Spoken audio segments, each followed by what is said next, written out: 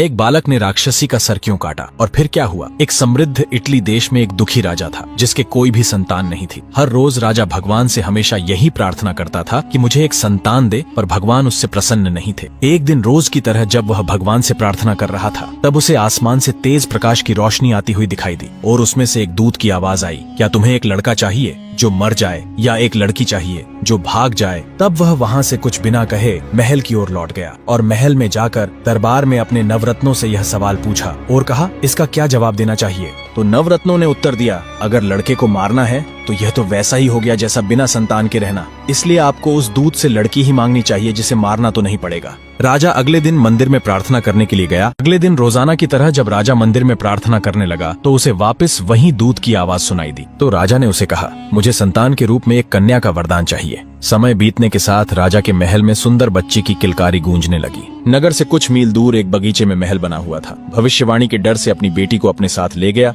और वहाँ पर रहने के लिए छोड़ दिया। अपनी बेटी की देखभाल के लिए एक दासी को भी नियुक्त कर दिया। राजा और रानी अक्सर अपनी बेटी से मिलने के लिए वहाँ पर चले जाते थे ताकि लड़की अकेले रहने के बारे में सोच ना सके। जब राजकुमारी 16 वर्ष की हो गई तो एक दिन बगीचे में टहलते समय जोना के बेटे को देखा तो राजकुमारी उसके रूप यौवन को देख उस पर मोहित हो गई। दासी से छुपकर राजकुमारी और राजकुमार दोनों बाग में बैठकर प्रेम भरी बातें करते। राजकुमारी को अपनी गोद में सुलाकर उसकी खूबसूरती की तारीफ करते हुए कहता कि तुम्हारे चेहरे की चमक के आगे चांद भी फीका पड़ जाता है। एक दिन दोनों बाग में अपने प्रेम में खोए हुए थे। तब राजकुमारी की दासी उन दोनों को देख लेती है और उनके पास जाकर राजकुमार को कहती है कि तुम्हारी हरकत के बारे में मैं राजा को बताऊंगी। तो राजकुमार उसे अपनी बातों में बहला फुसलाकर कुछ सोने की मुद्रा देकर अपनी तरफ कर लेता है। इसी तरह रोजाना राजकुमारी और राजकुमार कभी घोड़े पर बैठकर जंगल में घूमने जाते तो कभी बाग में बैठकर प्रेम भरी बातें करते थे। कुछ समय बीतने के बाद दोनों ने शादी कर ली। यह शादी राजकुमारी के माता पिता को बिना पता चले ही हो गई। 10 महीने बीतने के बाद राजकुमारी ने एक सुंदर बालक को जन्म दिया। अगली बार जब राजा अपनी बेटी से मिलने आया तो उसने दासी से पूछा,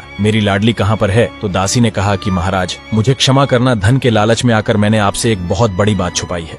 आंखों से अश्वधारा बहती हुई दासी बोली, महाराज, आपकी बेटी को जोना के राजकुमार से प्रेम हो गया है और उन्होंने आपको बताए बिना शादी भी कर ली है। आपके बेटी के एक नन्हा बच्चा भी है। इस बात को सुन राजा का दिल कठोर हो गया। तब वहाँ से अपनी बेटी के पास गया और बोला, आज के बाद तुम्हारे साथ मेरा कोई रिश्ता नहीं। तो राजकुमारी बोली, मैंने ऐसा क्या पाप कर दिया जो आप मुझे पराया कर रहे हो। राजा कुछ बिना कहे वहाँ से निकल अपने महल लौट आए। समय बीतने के साथ राजकुमारी का बेटा 15 वर्ष का हो गया। एक दिन अपनी माँ से बेटे ने नाना जी से मिलने के लिए जिद की तो राजकुमारी ने कहा, अपने महल से 2 मील दूर इटली देश है, वहाँ पर नाना जी रहते हैं। तो राजकुमार अपने साथ कुछ धन लेकर घोड़े पर सवार होकर नाना जी से मिलने के लिए निकल पड़ा। जब वह वहाँ पहुँचा तो उसके नाना ने उसको कोई प्यार दिखाना तो दूर बल्कि उसकी तरफ देखा भी नहीं। बेटी ने पिता को बिना बताए जोना के राजकुमार से शादी कर ली। इस बात को लेकर राजा के मन में गहरा दुख था। इसी कारण वह अपने दोहिते से नाराज थे। कुछ महीने बीतने के बाद दोहिते ने अपने नाना जी से प्रश्न किया कि आप मुझसे बात क्यों नहीं करते। तो नाना जी ने उसे बताया कि जंगल में एक राक्षसी है जिसकी शक्ति का सामना कोई योद्धा नहीं कर सकता। तुम्हें वहाँ जाकर उस राक्षसी को कैद करके लाना है, उसके बाद ही मैं तुमसे बात करूंगा। नफरत की आग को लेकर राजा ने दोहिते से यह बात छुपाई कि कोई भी उस जादूगरनी को देखता है तो पत्थर का बन जाता है। राजकुमार ने कहा, मैं उस गुफा में जाऊंगा और उस राक्षसी का वध कर अपने माँ के खोए हुए स्वाभिमान को वापस लौटाऊंगा। तब बालक घोड़े पर सवार होकर उस राक्षसी को ढूंढने निकल पड़ा। रास्ते में राजकुमार को एक संत मिला। उसने उससे पूछा कि बेटे, तुम कहाँ पर जा रहे हो। तो राजकुमार ने बताया कि पहाड़ी के ऊपर गुफा में एक राक्षसी है जिसका वध करने जा रहा हूँ। तो संत ने उसे बताया कि तुम उस राक्षसी का सामना बिना कोई शक्ति के नहीं कर सकते, क्योंकि उस गुफा के पहले एक बड़ा पहाड़ है जिसमें घना जंगल है। उसमें शेर, बाघ और सांप जैसे जहरीले जानवर रहते हैं जो तुम्हें और तुम्हारे घोड़े को खा जाएंगे। इसके लिए तुम्हें एक उड़ने वाला घोड़ा ले जाना होगा। तो राजकुमार बोला, ऐसा घोड़ा मुझे कहाँ पर मिलेगा। संत उसके लिए एक नीले रंग का उड़ने वाला घोड़ा लेकर आया। संत ने राजकुमार को राजा द्वारा छुपाई हुई बात बताई कि राक्षसी का सामना तुम ऐसे नहीं कर सकते, क्योंकि उसको जो भी व्यक्ति देखता है वह पत्थर का बन जाता है। तुम ये घोड़ा लेकर जाओ और तुम्हें आगे जाकर एक संगमरमर का बड़ा महल दिखेगा जहाँ पर 2 अंधी महिलाएं रहती हैं। उनके पास सिर्फ एक ही आंख है।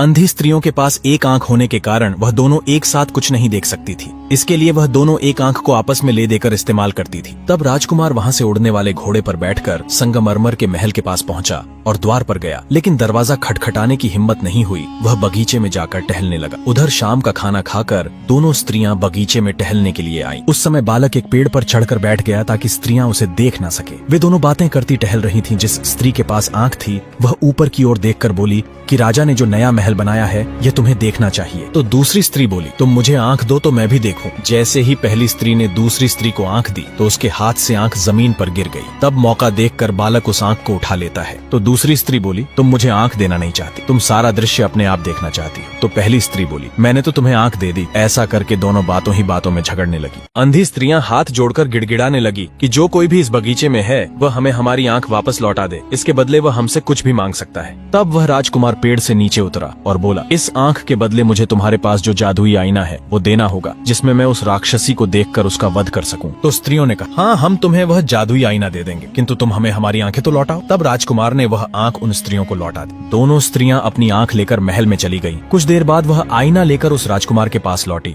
उसे आईना देकर कहा, अब तुम उस राक्षसी का अंत कर सकते हो। तब राजकुमार जादुई आईना लेकर आगे की यात्रा करने के लिए चल दिया। कुछ दूर उड़न घोड़े पर सफर करने के बाद उसे सुगंधित फूलों की खुशबू आने लगी। तब वह समझ गया कि उस राक्षसी का महल अब दूर नहीं है। राजकुमार को उड़न घोड़े पर उड़ते हुए काफी समय हो गया, लेकिन उसे राक्षसी का महल नहीं दिखा। कुछ दूर चलने के बाद उसने देखा कि घास के मैदान में बना हुआ राक्षसी का महल है। तो वह अपना उड़न घोड़ा लेकर महल की तरफ चला। घोड़े से उतरकर जब वह घास के मैदान में पहुंचा तो उसने देखा कि चारों तरफ फूल ही फूल है। आगे जाकर राजकुमार ने देखा कि राक्षसी मैदान में हवा में उड़ रही है और अपनी तांत्रिक शक्तियों को बढ़ा रही है। उधर जादूगरनी को अपनी शक्तियों को लेकर बहुत घमंड था, क्योंकि उसे पता था अगर मुझे कोई भी योद्धा देखेगा तो वह पत्थर का बन जाएगा। अपने शक्तियों के घमंड में चूर राक्षसी उस बगीचे में घूम रही थी। तब वह राजकुमार पीठ के बल शीशे में उस राक्षसी को देखते हुए उसके पास पहुंचा। अंधी स्त्रियों ने राजकुमार को जादुई आईने के साथ एक पारदर्शी कांच की बोतल दी, जिसमें किसी भी राक्षसी को बिना शक्ति के उस बोतल में कैद किया जा सकता है। राजकुमार पीठ के बल चलता हुआ उस राक्षसी के पास पहुंचा और उस जादुई आईने को राक्षसी की तरफ करता है,